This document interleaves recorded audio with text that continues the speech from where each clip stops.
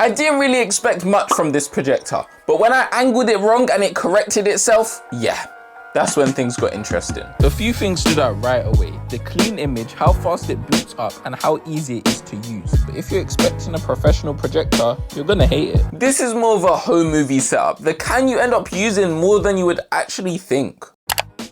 So going into this, I kept my expectations realistic. Usually, mid-range projectors come with a fair few compromises, and I thought image quality was going to be the first one I noticed. But the first surprise with the G1 wasn't the image quality, it was how easy it was to use straight out the box. It boots directly into Google TV, it feels instant, and you don't need any extra cables or anything like that, apart from controller batteries. Wait, where are they? AAA batteries, I'm pretty sure they are. But apart from that, simple setup. Still, convenience only gets you so far. A projector has to perform. So I kept testing it properly, and that's when things took a turn.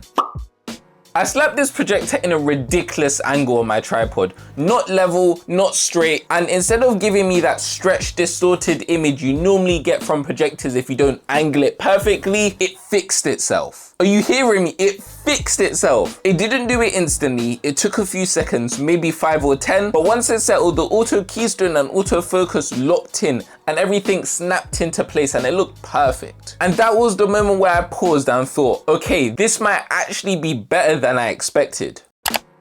Once that happened, I really started to pay attention to how it feels to use day to day. And at night, it looks fantastic. It looks really cool, it's easy on the eyes, and everything looks really detailed. With the lights on, it loses some of that detail and the image does soften, but it is still usable. And in daytime, yeah, no projector survives that. So going in is super simple. All your apps are already in here, but you can have the option of plugging in a Fire Stick or plugging in your laptop if that's what you desire. However, you don't necessarily need it. You can take this and the power cable and have a fun trip. And to tie into the ease of use of this thing, I literally just press the microphone button on the controller to find my show and it picks up really well. But if you do lose the controller, there is buttons inbuilt on the top of the projector. However, they don't have all the functionality the controller does, so don't lose it.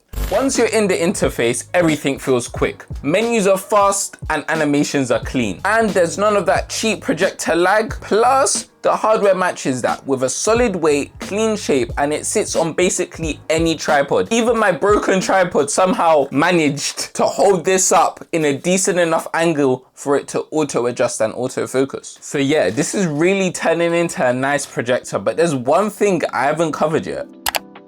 I had this running a few days ago, and then my mom shouted at me saying, turn that crap down, and the volume was only at 60%. And then I kind of realized the speaker's pretty decent.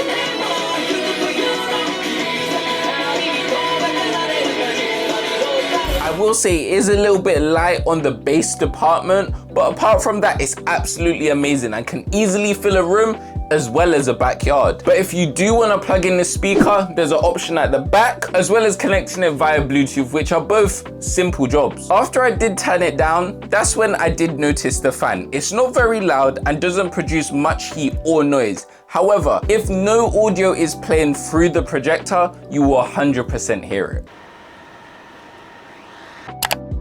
One of which is the autofocus and keystone, which pretty much always work. But if you move it after it's initially adjusted, just let's say someone's kicked it or something like that, it may not automatically adjust again. It's meant to, and it usually does. However, there is times where if it's moved off a little bit, it doesn't automatically readjust. Another one is the cable length. And I'll be honest, it does look a bit long, but it's tiny. Even in my small room, I always have to fully stretch the cable to get the projector in a decent angle. Although this is a minute issue and you can just get an extension cord, it is something that I would just appreciate being just a tiny bit longer, even though it looks long now for some reason, with a flip.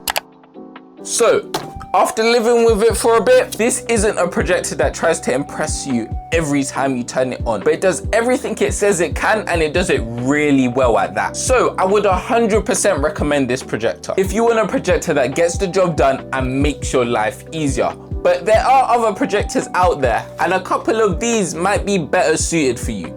Either way, like, subscribe, support the channel, and I'll catch you in the next one.